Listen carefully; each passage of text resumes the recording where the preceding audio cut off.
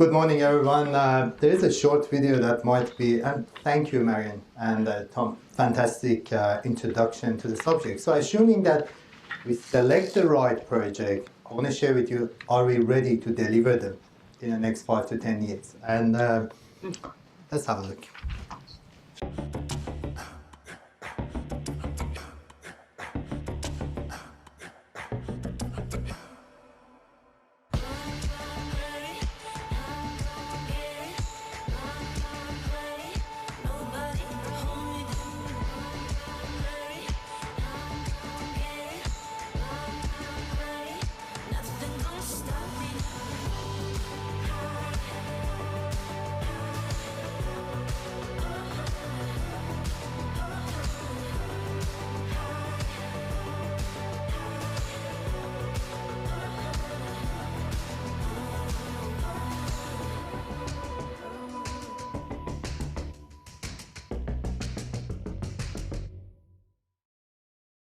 You did it? Everything awesome? Oh, no, I didn't. Definitely above my capabilities. I'm only a civil engineer.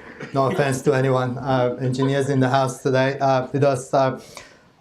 Look, everyone, the reason I selected the KPMG, we do a lot of marketing and surveys globally, which today I will share with you a couple of them. And the recent one that we did in Australia, which is quite interesting, and it hasn't been published yet. So you're the first audience that they have visibility to some of the results. It might be a little bit shocking and it might be disappointing, but unless we put it out there and we discuss it, as a profession, as an industry, we cannot improve ourselves. And that's one of the conversations that earlier today we had, Ben and I had.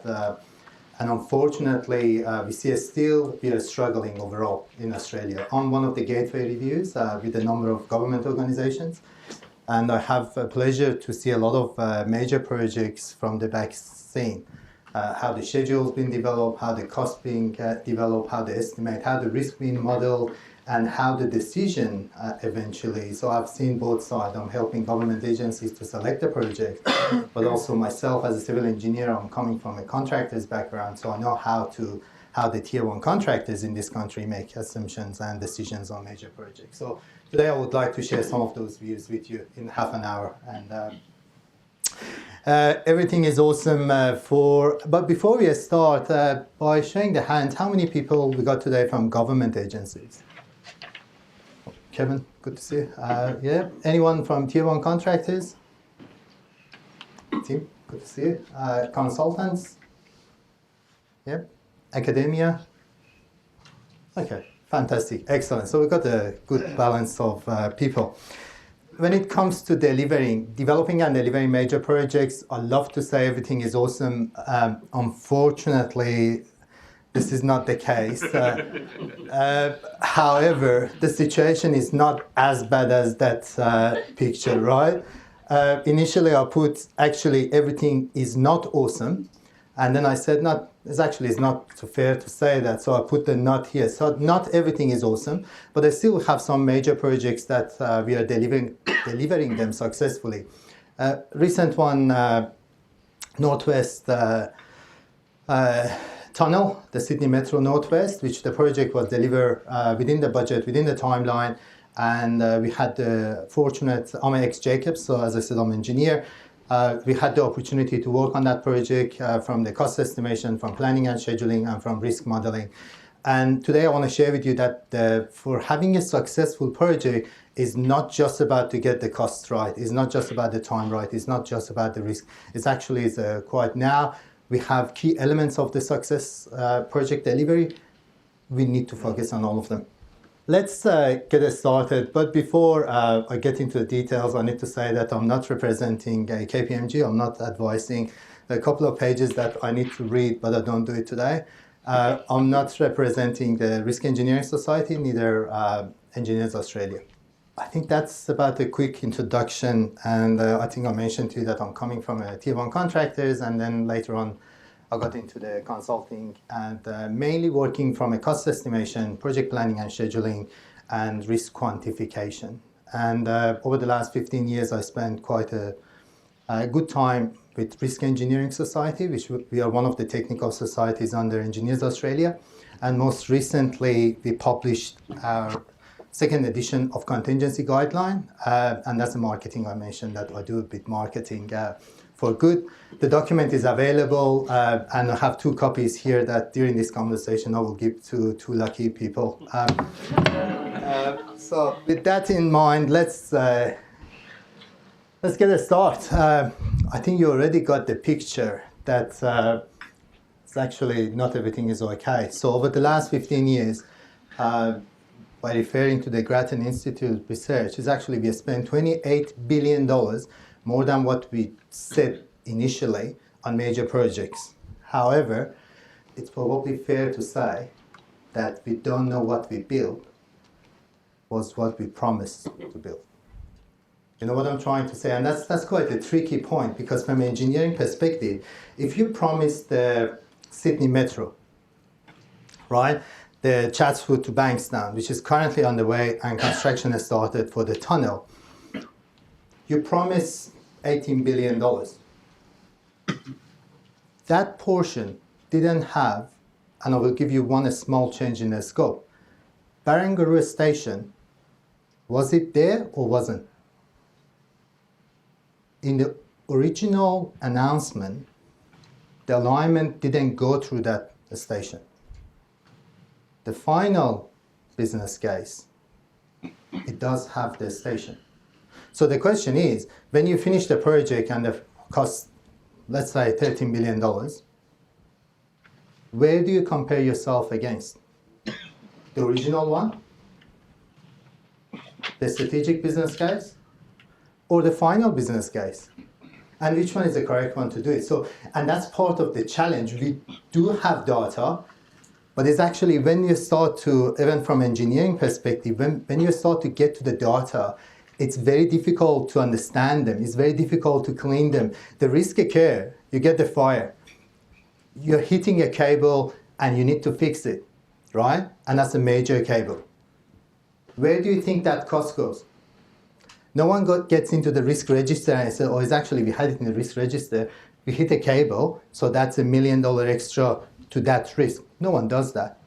From a contractor's perspective, if we are excavating and we have to spend $1 million more, we just put it in the excavation. So in other words, we pay the subcontractor extra $1 million to fix the problem. 10 years later, you're reading the report and I said, oh, it's actually the excavation actually cost us 20% more. Why? We don't know. Unless we spend quite a considerable time going through all the minutes, all the reports, and find out what happened, it's very difficult to find out where did we spend that money. Was that extra excavation? Was that the rain? Was that based on the hitting a cable? And so on and so on and so on. So that's one of the problems that we are facing. RCL Tomlinson collapsed after 120 years operation in Australia. In 2 years, a new CEO could turn this organization from 120 years operation to bankruptcy. How? By selecting 11 solar farm projects that the organization didn't have experience. They took too much risk, just 11 projects. Within 2 years, the organization collapsed. And that sort of thing that I would like to share with you some of it more. High speed 2, which probably you heard. Crossrail, one of the best referred to as a best in project controls till summer last year. And out of the sudden, said, poof, everything collapsed. Most recently, we had Risk Engineering Conference in Risk Res and Cost Engineering Society. Jointly, we had our international project controls and risk engineering conference in May this year. And we invited Richard Palfonsky from UK, from Crossrail, to tell us a bit more. And that was quite interesting, listening to him, the reasons behind the failure. And I don't want to go through each of them. The last but not the least, which of the reason I didn't put it there, is the Light Rail Sydney. Yep. How much was the original budget? 2.1 billion. There was a claim for 1.2 billion last year. Last month, they settled the government and Acciona, they settled for 670 million for now, and the project's supposed to finish last year. How could we get it wrong that much? In other words, 2.1, 1.2 billion extra. Is that possible technically? No comments. So this is quite interesting from McKinsey. When you look at the delays and the cost overrun, and it was quite interesting, there was a reference to 98%. I'm not sure if you saw the data, but it's actually there's 98% of projects. So thank you. Bad Flipper. Yeah. But again, just be careful because data is quite dangerous. You can actually look at it from either side. What I found myself as an engineer is that unless we get to the details and we do the bottom up and top down, some of the methodologies like reference class estimate, and we use it a lot, but we usually recommend, and we get a little bit into details, that we usually recommend a number of approaches and methodologies rather than just doing reference class or parametric or modeling, and we'll discuss it a little bit more. We better, I usually recommend that you better get to the details, the type of the project, the scope of the project, get into the details rather than just trying to use some of the factors. The other thing that I would like to highlight before I get to the core of the presentation today is that unfortunately when you look at our productivity and productivity growth in construction, this is quite interesting and disappointing.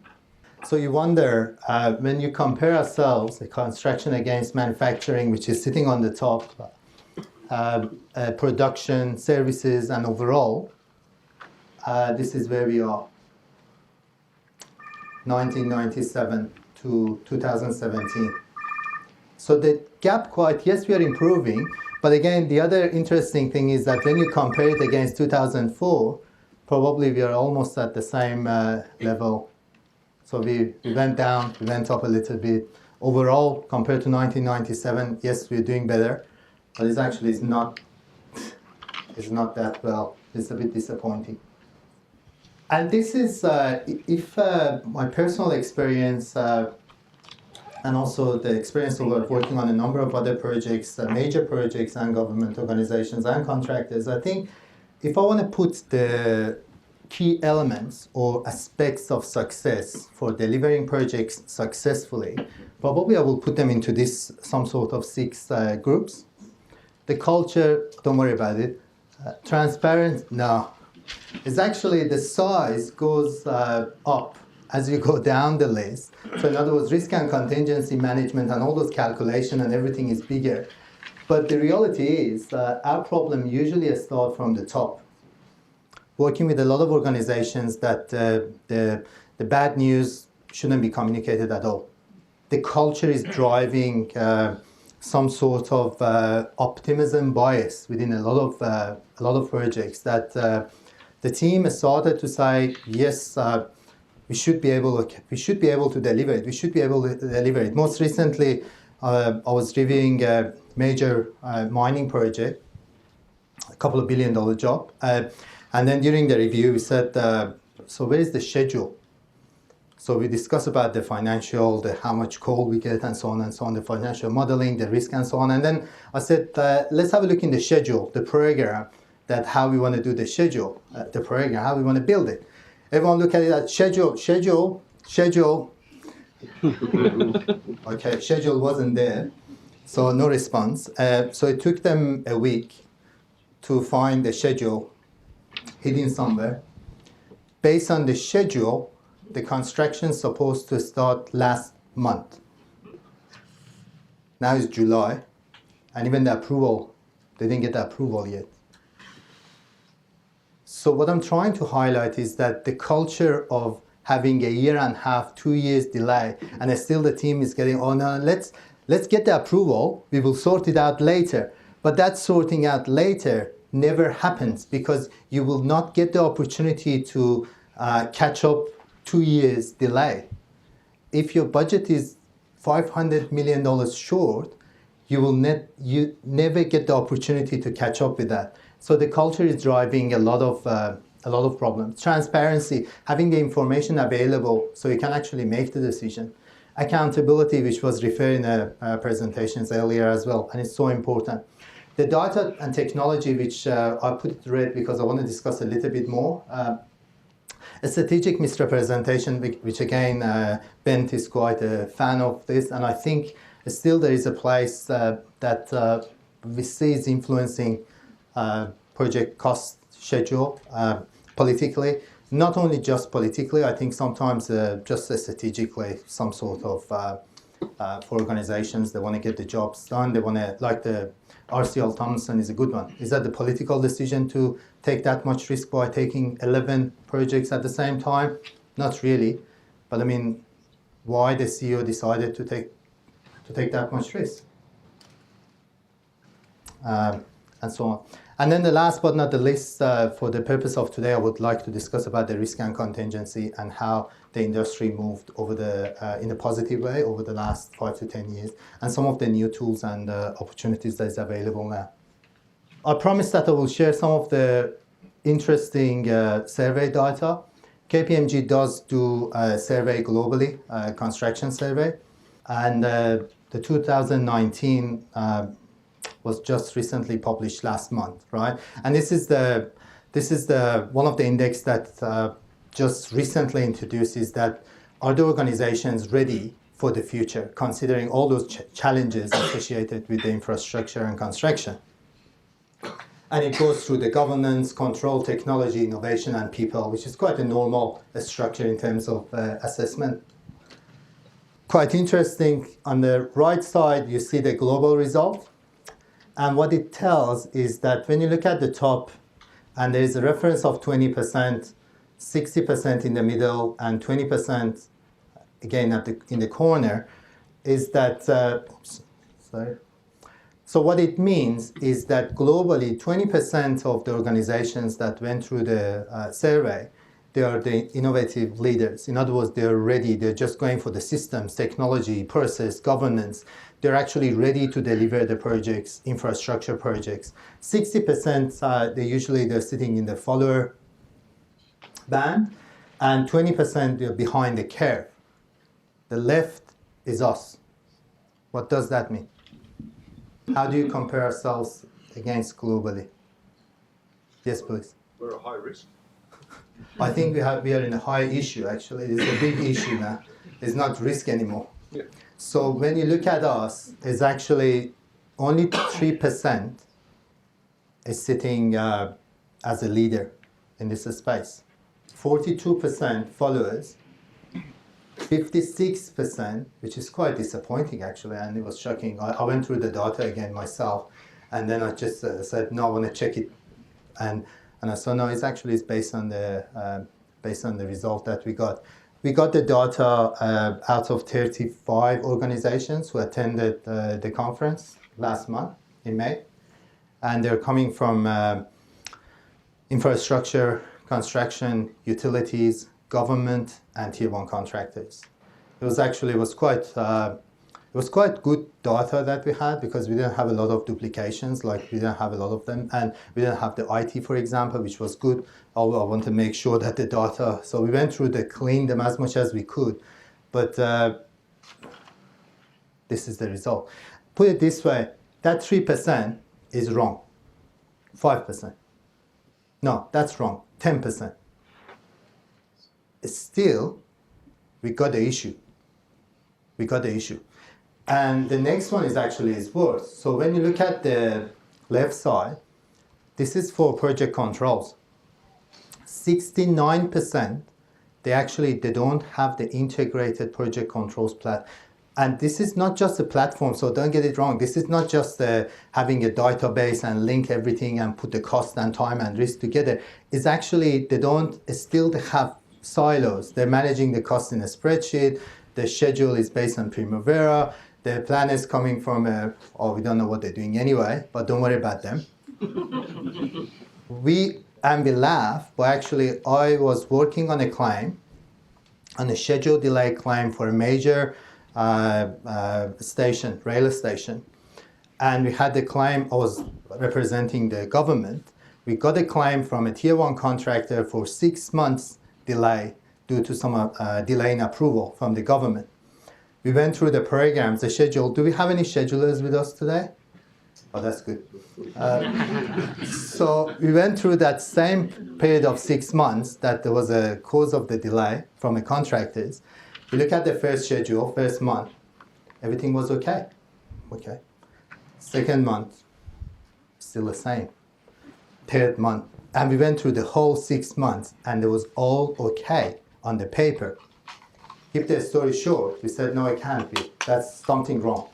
Eventually, we got access to the files, the native files, and what we realized was that the planners, as soon as they got the delay in the schedule, usually we have a 1 page at the summary, which everything is linked to that summary. So in other words, you open the program, you just read 1 page because you don't have time to review 50 pages, right? You get the delay, and if you don't want to show the delay, what's the best or easiest way to fix the delay? Link it. Absolutely. Fantastic. Let's remove this link. But then the program will start to move. So we need to fix that. So let's put constraint on it. Oh, that looks good. We'll catch up next month. More delays. Oh, it doesn't work. Let's remove more link. Put the constraint. Over 6 months, that's exactly what they did. They remove all the links to the report, and then they put the constraint. $20 million lost in court. We just eventually, the barrister went through it and said, it's actually your planning team couldn't provide the evidence that there was a delay. The delay wasn't communicated to the client. So you're missing the point. So it's quite important, and that's quite interesting. And before I move on, considering the time, that was the other interesting thing was that at the right you see 11%, and that was the 11% of organizations they're having 90% of their projects on time and within the budget. So what's happening to the other 89? Okay, this is not us anyway.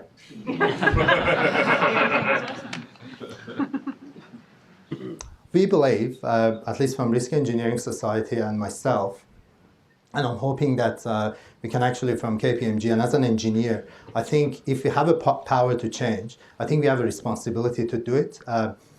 That's, as I said, that's my personal one, and I'm hoping that I can take some of that engineering feeling to organizations like KPMG, that we have the opportunity to make a difference to a lot of those major projects. From risk perspective, risk engineering perspective, we started developing this guideline.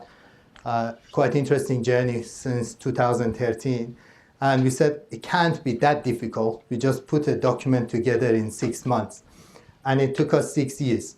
Absolutely. I was actually underestimate the risk. And we didn't have enough contingency there. But I'm quite pleased, or we are quite pleased that the document now is published, is available. We got quite a range, good range of peers and experts involved in the document. The document is available. Please keep in touch with us. And we are happy to provide a PDF copy to you. Most recently, we got the document endorsed by Institute of Risk Management in UK, and we are pushing to globally as well. And it's currently under review by a number of universities, including New South Wales Uni and Western Sydney, to endorse the document and put it as one of the reference documents, which is fantastic.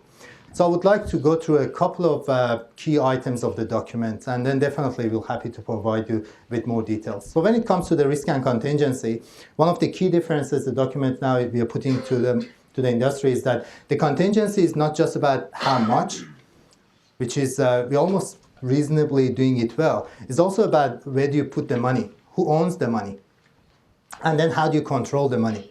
We see a lot of cases, especially the government, that the money, we calculate the money, then we get a problem that it wasn't even to the risk. We spend the money. We spend the money. We spend the money. By the time you hit the risk, there is no money for the risk because you spend it on extra station, you spend it on extra bridge, and so on and so on. So it's important to understand the money by itself doesn't solve the problem. You need to have a governance in place to properly allocate it and then control it. So that's the contingency management process. In terms of the determination or different methods, and I'm not going through them because that was the whole, maybe we spent 60% of the 6 years on having the discussions on the methods and how they work and which one is the better one. And still there is a huge argument, like some of the, like this reference class forecasting, which we had it from, let me go this one. Yeah, is that the best one? Is that parametric is the best one? Is that the probabilistic? Is that the one that Rez is recommending, like the first principle risk analysis? And so on, and I don't want to get into that sort of discussion for the purpose of today. But at least the document is highlighting that now there is a reference that you can actually get into it and say which one is the best one for our requirements. After working on 20 years on those, and I've done a lot of those models, I got to the point that it's not about the model, to be honest. It's about how good, sometimes the basic missing. If you don't have a schedule and your schedule is a year and a half late, doesn't matter what sort of methodology, and don't get me wrong, I did my master on quantification of risk. So I've done the simulation by hand and tables. So I love it, but it's not about that. It's actually, it's all about us. How do we share information? How we get things together? How we get reliable, accurate, and reasonable plans together, not simulation.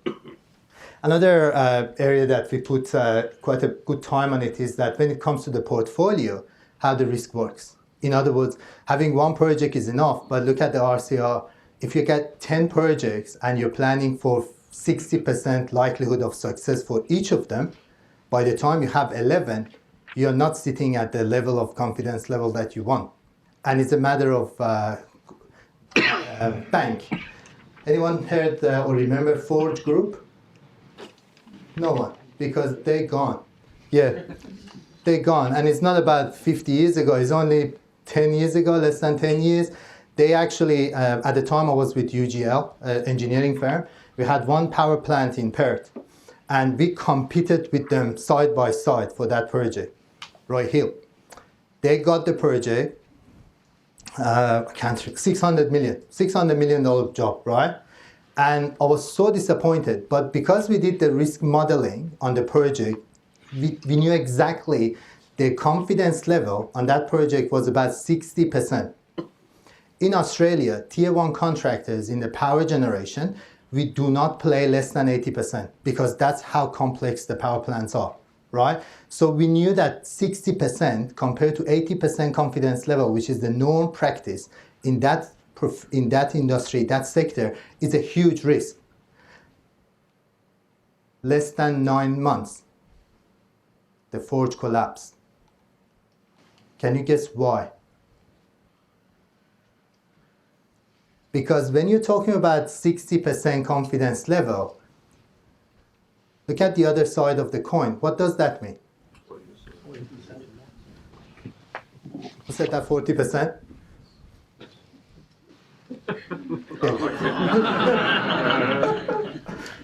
But it's imbalanced. It's very imbalanced. 40%, hang on a sec, if I'm a bank and you're telling me that there is a 40% chance that I will not, and I'm investing in that project, that I'm not getting my money back, what do you expect me to do?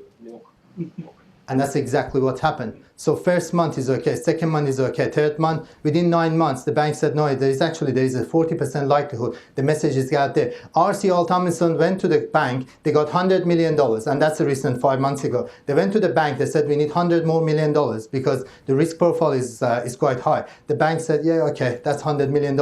A month later, they went back and they said, we need another $100 million. And the bank looked at it and said, oh, it seems the likelihood that you will not be able to give it back, it's more than the likelihood that you can give the interest and money back. We better not to do it. And it looks interesting when you look at it from the perspective, and these are the issues that you can actually see they're coming. And as of today, we know for some of our major projects, we can see that. And the last but not the least for a minute, it's important to understand that altogether, how does it work into the project controls? And you better understand, there are a number of different ways that you can do it, and the guideline is getting into it. Where do you put the money? How do you manage that? How do you do cash flow? If you're using the project controls, if you're doing some of the methodologies like earn value, how does it work with the risk and contingency? Where do you put money? Because if you don't put it properly, then you're not measuring the progress accurately anyway. So this is one of them. And as I said earlier, this is the contingency control, which is again, it's in New South Wales, the government has started to implement this model, which is fantastic. In other words, if you started, and that's part of the other problem, Marianne, is that and you mentioned that we don't have the data because we spend the money and we don't know where we spend them. So in New South Wales, INSW now is recommending that if you spend the money, we better actually tag it. Was that the scope? Was that part of the unforeseen, or was that some sort of inherent or contingent risk? The reason is, at least in 5 years' time or 10 years' time, we can look at it and I said, you know what, 80% of our contingency we are spending on scope. Oh, okay, so now we need to go back. As of today, and again, I'm not commenting on anyone, I'm not representing, but as of today, we cannot answer that question. Where did we spend those extra $28 billion? And there's quite a wide range of documents that they're available. You need to grab them. And as I said, please keep in touch. I'm on LinkedIn as well. We have a website. If you send Rez an email or myself, we're more than happy to support you in your journey. Thank you.